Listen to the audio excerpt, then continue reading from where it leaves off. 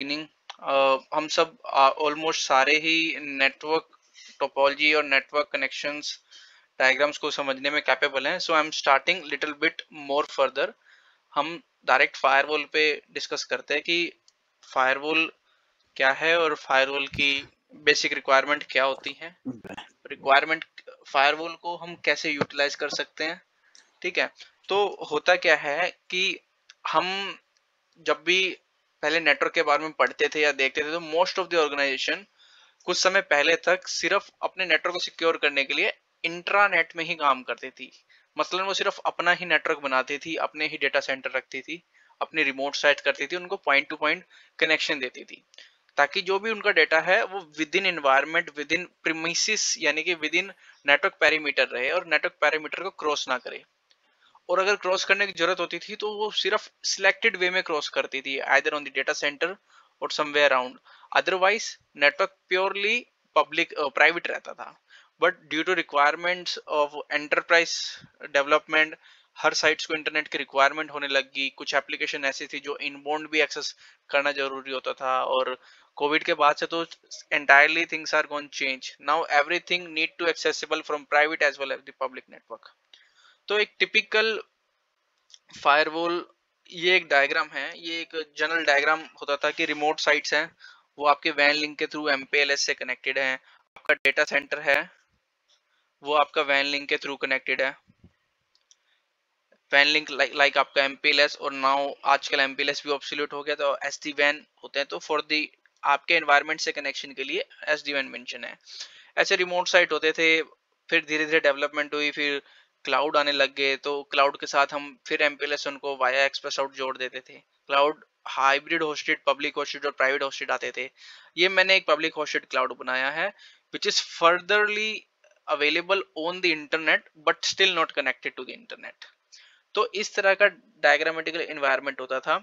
लेकिन फिर जैसे जैसे रिक्वायरमेंट आने लग गई, हमारे को इंटरनेट कनेक्टिविटी की नेसेसिटी बढ़ गई क्योंकि कुछ एप्लीकेशंस थे जिनको इंटरनेट से कनेक्टिविटी की रिक्वायरमेंट बहुत कंपलसरी हो गई थी। अगर आप छोटा सा एग्जांपल ले, जितनी भी एंटरप्राइज हैं वो सब मेल पे काम करते हैं। उनको मेल पहले टिपिकली मेल सर्वर रखते थे, single mail server, internal mail ID चलती थी लाइक @ubi.com और @pnb.com, something like that. But अब हर ऑर्गेनाइजेशन, कोई भी ऑर्गेनाइजेशन है वो इंटरनल उस पर नहीं रखती थी क्योंकि वो एक तो सिक्योर नहीं मिलता था। एट दी एंड उनको भी इंटरनेट पे जाना पड़ता था और मोस्ट ऑफ द केसेस में ईमेल अटैक्स बहुत होते थे जो ईमेल के सर्वर पे एक्सेस कर लेते थे। हमने रिसेंटली ह्यूक्स अपनी ऑर्गेनाइजेशन में देखा था कि वहां पे भी इंटरनेट सर्वर को ही हैकर्स ने हैक कर लिया था।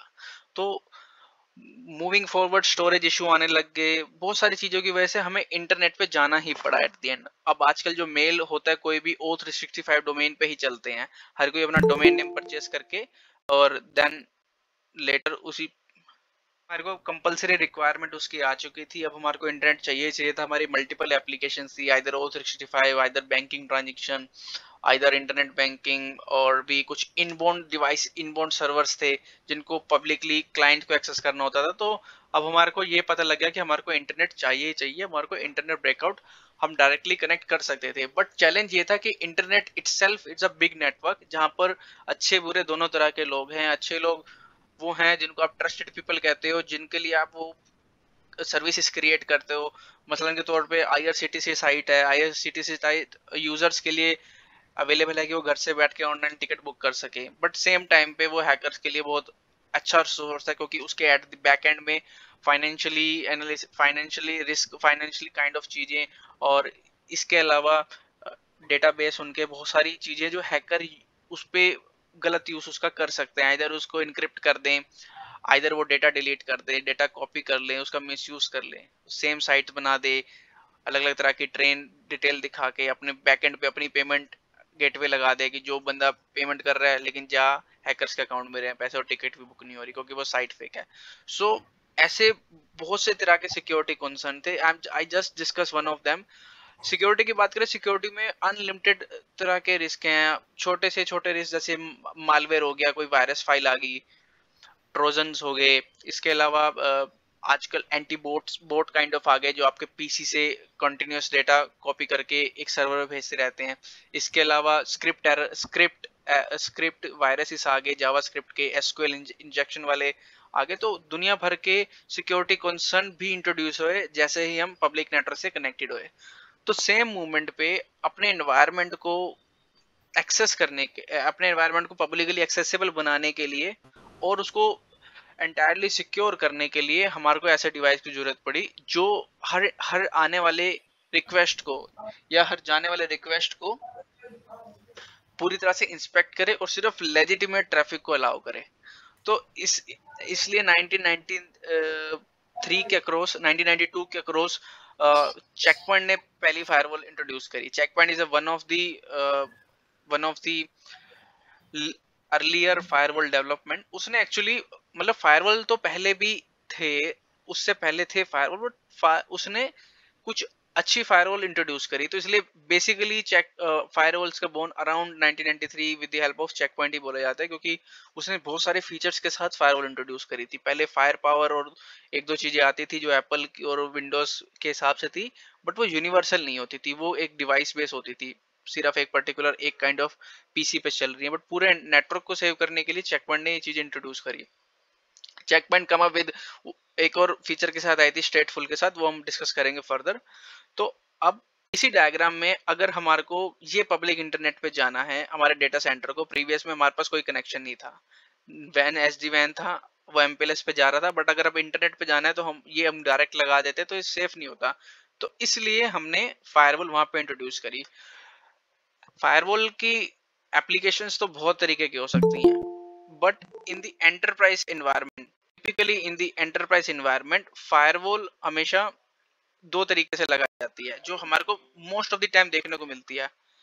पहली तरीका इसको कहते हैं पेरीमीटर फायरवॉल। पेरीमीटर जैसे हमें पता है कि हम नॉर्मल ज्योमेट्री में हमने सुना था पेरीमीटर इज आउटर सरफेस, किसी एक चीज से, मतलब किसी एक स्क्वायर का आउटर सरफेस को पेरीमीटर कहते थे, आउटर लाइन जो भी होती। तो पेरीमीटर मतलब कि किसी एक एनवायरनमेंट के बिल्कुल एज पे लगी है, इसको एज या पेरीमीटर भी कहते हैं, और वहां से वो एक सिक्योर नेटवर्क और अनसिक्योर नेटवर्क के बीच कम्युनिकेशन इंस्पेक्ट कर रही है। अर्लियर वे में यहाँ पे स्टार्टिंग में जब सिस्को ने भी इंट्रोड्यूस करी थी, दो तरीके की फायरवॉल प्रोवाइड करता था, दो तरह के फीचर्स वो प्रोवाइड करता था, आईपीएस और आईडीएस, इंट्रूजन डिटेक्शन और इंट्रूजन प्रिवेंशन। बट जैसे जैसे चीजें डेवलप होती गई, वो टेक्नोलॉजी पूरी तरह एब्सोल्यूट हो गई और अब वो मार्केट में है ही नहीं। अब नेक्स्ट जनरेशन फायरवॉल्स का जमाना है जो पुराने फीचर्स के अलावा एडवांस काइंड ऑफ सिक्योरिटी भी प्रोवाइड करती है, क्योंकि जैसे जैसे हैकर इवॉल्व हुए, उनकी हैकर टेक्निक इन्वॉल्व हुई, इंट्रूडर्स आए और तरीके के एप्लीकेशन में जो रिस्क थे उनको देखते उन्होंने अलग अलग तरीके के सॉफ्टवेयर्स बनाए जो उन एप्लीकेशन को मिसयूज कर सके। तो वैसे ही फायरवॉल ने भी अपने आप को इम्प्रूव करा नए नए फीचर सेट के साथ उनको काउंटर करने के लिए। So it's a continuous fight between the bad and the good thing. तो ये चलती रहेगी। ये 1993 से आज 2023 आ गया, 30 साल तो फायरवॉल के सफर को हो गए हैं, लेकिन हम आज भी फायरवॉल को एज अ न्यू ही समझते हैं, क्योंकि अगर हम आज भी बैठे हैं तो फायरवॉल आज भी हमारे लिए नहीं है, और ये चीज कॉन्टिन्यूअस अगले 5-7 साल तक तो रहेगी। अब क्योंकि एक बहुत बड़ा रेवोल्यूशनरी चेंज आया कोविड के बाद से कि फायरवॉल की रिक्वायरमेंट बहुत ज्यादा होगी, क्योंकि most of the people starting work from home, ये भी रिक्वायरमेंट थी और भी मल्टीपल फैक्टर्स आ गए। तो इस वजह से फायरवॉल की आज मार्केट डिमांड किसी टिपिकल नेटवर्क इंजीनियर की डिमांड से बहुत ज्यादा है, और नेटवर्क के साथ ही फायरवॉल तो मस्ट आजकल मांगते ही हैं। Okay, coming back to the point, हम फायरवॉल की बात कर रहे थे, पेरीमीटर फायरवॉल होती है। इसके अलावा भी अगर हमारे को कोई भी एनवायरनमेंट को सिक्योर करना है, हम उसके बीच में भी फायरवॉल लगा सकते हैं, चाहे वो एक टिपिकल प्राइवेट नेटवर्क ही क्यों ना हो। लेट्स टेक एन एग्जांपल, आपकी एक ऑर्गेनाइजेशन है, आपके पास एक रिमोट साइट है, कोई भी साइट है, रिमोट साइट पे आप बैठे हैं, आपको आपके पास कुछ ऐसे डिवाइस है जहां पर आप सबको एक्सेस नहीं देना चाहते, या जहां से आप कम्युनिकेशन, कोई भी कम्युनिकेशन अलाउ नहीं करना चाहते, वो बहुत हाईली सेंसिटिव डिवाइसेस हैं। मसलन के तौर पे कोई लैब्स हैं, आप किसी लाइफ साइंस के बिजनेस में हैं और आपके पास कुछ लैब है जहाँ पे रिसर्च एंड डेवलपमेंट का काम चलता है, उनका डेटा उन पीसीस में स्टोर होता है और उन सर्वर्स में स्टोर होता है। You don't want to give access to any of them, and give access to very very like less number of people. तो उसमें क्या होता है, आपको उस एनवायरनमेंट को सिक्योर करना है, ठीक है। सॉरी। तो उस पोजीशन पे भी फायरवॉल का यूटिलाइजेशन जरूरी नहीं कि firewall always protect from private to public, but between the private भी वो रिक्वायरमेंट होती है। अब जैसे ये डायग्राम है, इस डायग्राम में हमने हमारे डेटा सेंटर को इंटरनेट लिंक की रिक्वायरमेंट थी, क्योंकि कुछ सर्वर्स को कुछ अपडेट लेने के लिए O365 पे जाना पड़ता था। तो अगर हम यहाँ पे डायरेक्ट लिंक लगा देते तो हमारा पूरा डेटा सेंटर एक्सपोज हो जाता। हम डायरेक्ट अगर यहाँ पे एक DSL राउटर या फिर एक सिंपल सा डी लिंक का कोई राउटर लगा देते, जो वहां पे लैन आपको नेटवर्क में देता और ऊपर वैन लिंक लगा होता, तो ऑटोमेटिक वो नेट करके सब चीजों को एक्सेस देता। तो उस कंडीशन में क्या होता है कि सिर्फ हमें एक की जगह पे हमें दुनिया भर का एक्सेस मिल गया। सिमिलर वे में बैड पीपल या मलिशियस पीपल या हैकर्स को भी हमारे एनवायरनमेंट का कंप्लीट एक्सेस मिल गया, क्योंकि यहाँ पर कोई सिक्योरिटी डिवाइस नहीं है। यहाँ पर सेम पब्लिक आईपी पूरी दुनिया को विजिबल है, वो किसी भी पोर्ट पे आके उस पर एक्सेस कर सकता है।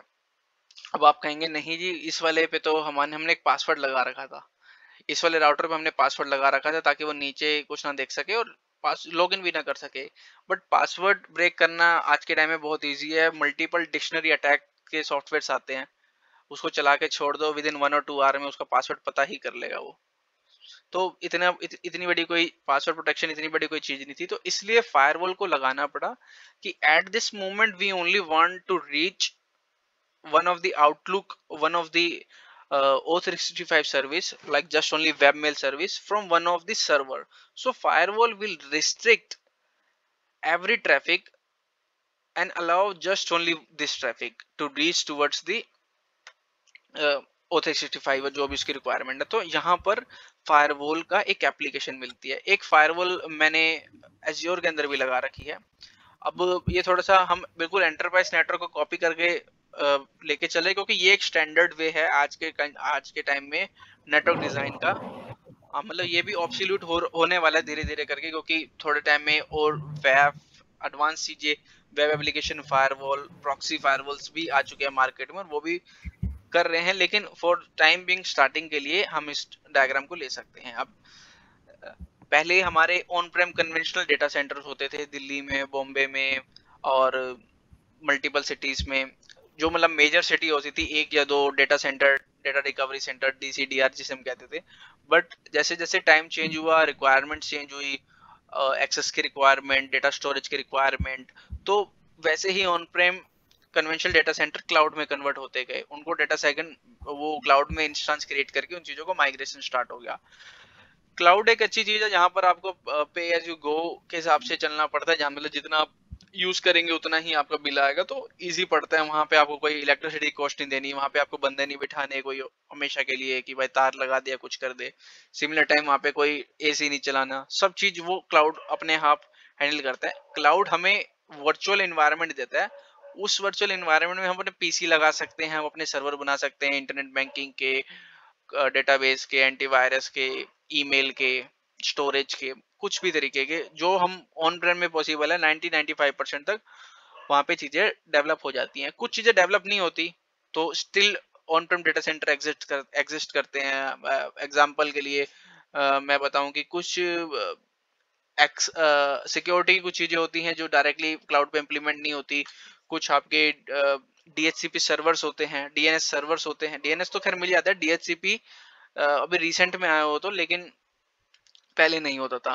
क्लाउड की बात करें तो क्लाउड भी मल्टीपल तरीके के होते हैं, Azure cloud, AWS cloud, GCP cloud, ये सारे पब्लिक क्लाउड हैं। कुछ हाइब्रिड क्लाउड होते हैं जो पब्लिक और प्राइवेट दोनों मिलते हैं, और कुछ क्लाउड ऐसे होते हैं जो सिर्फ प्राइवेट होते हैं। तो we will discuss in some other days about the cloud, वो भी काफी इंटरेस्टिंग चीज है। Now get back to the firewalls. अब क्लाउड में भी ऐसा एनवायरनमेंट होता है कि वो होता तो पब्लिक है, मतलब कि वो आप पब्लिकली एक्सेस कर पा रहे हो, बट वहां पर भी वो आपको रिस्ट्रिक्टेड एक्सेस देता है। अगर आपको वहां पे किसी चीज को इंटरनेट चाहिए तो वहां पर इंटरनेट के लिए एक कनेक्शन खुद मतलब बिल्ड करना पड़ता है, जिसको पब्लिक आईपी कहते हैं। बट सेम अगर आप वहां पर आपने एक सर्वर लगाया और आप उस सर्वर को एक पब्लिक आईपी दे रहे हो, तो वो फिर सर्वर इंटरनेट पे एक्सपोज हो जाएगा। तो वहां पर भी रिक्वायरमेंट होती है एक फायरवॉल की। सो अब फायरवॉल्स क्लाउड पे है और फायरवॉल एक डेटा सेंटर्स में या एक साइट पे है, तो दोनों में फर्क ये है, जो साइट पे फायरवॉल लगेगी वो बॉक्स लगेगी, हार्डवेयर लगेगी, कि एक आपके पास डब्बा लाएंगे, उस डब्बे में आप वैन लिंक लगाएंगे, एक तरफ नीचे स्विच से लिंक लगाएंगे, उसको कॉन्फ़िगर करेंगे। बट जब हम बात करते हैं क्लाउड की, वहां पे हर चीज वर्चुअलाइज्ड है, तो वहां पर जो फायरवॉल होती है उसका iOS ऑलरेडी उनके मार्केट प्लेस पे होता है, और वहां से फिर same firewall VM series firewall build होती है। जो हम लैब्स करी है हमने जो इस कोर्स की ड्यूरेशन में, वो हमने कुछ VM पे करी है, कुछ हमने मतलब कुछ हमने एज्योर के वर्चुअल मशीन में एज अ लाइव एनवायरनमेंट की तरह करी हैं, और कुछ हमने एक स्पेशल पीसी पे उसी के अंदर EVNG डाल के वैसे करके परफॉर्म करी है। बट जो एग्जैक्ट लाइवनेस आती है वो क्लाउड वाले में आती है, क्योंकि या तो हम डब्बा परचेज करें which is cost around 2 and 2.5 lakh, but ये VM सीरीज इजी सस्ती पड़ती है और हम सारे फीचर्स वहां पे कर भी लेते हैं। ओके, मैं अभी हम डिस्कस कर रहे थे कि एक ऑन प्रेम एक नेटवर्क सेपरेशन फायरवॉल भी होती है। ये तो हमने पेरीमीटर फायरवॉल के बारे में देख लिया, अब हम नेटवर्क सेपरेशन फायरवॉल की बात करते हैं। उसमें क्या होता है, जैसे एक अभी हमने एक एग्जांपल लिया था एक लाइफ सेंस की है, जहाँ पे कुछ सिक्योर सर्वर हैं जिनको सबसे ऑन प्रेम यूजर्स का भी एक्सेस नहीं चाहिए, तो क्या करते हैं कि एक नेटवर्क सेगमेंटेशन तैयार करते हैं, एक L3 बनाते हैं और यहाँ पे एक फायरवॉल लगा देते हैं। अब यहाँ से कुछ भी चीज अगर किसी को यहाँ एक्सेस करना है तो फायरवॉल उसको ब्लॉक कर देगी, अनटिल अनलेस यहाँ पर एक रूल हो। टेक एन एग्जांपल, यहाँ पे 40 पीसी हैं, 40 पीसी में से एक साइंटिस्ट का पीसी है या एक ऑडिटर का पीसी है, वो इन सर्वर्स को देखने जाना चाहता है अपने रूम से बैठ के, तो उसी की आईपी के लिए उसी के सोर्स आईपी से हम इन सिक्योर सर्वर्स का रूल ओपन करेंगे ताकि वो रीच कर सके। सो ये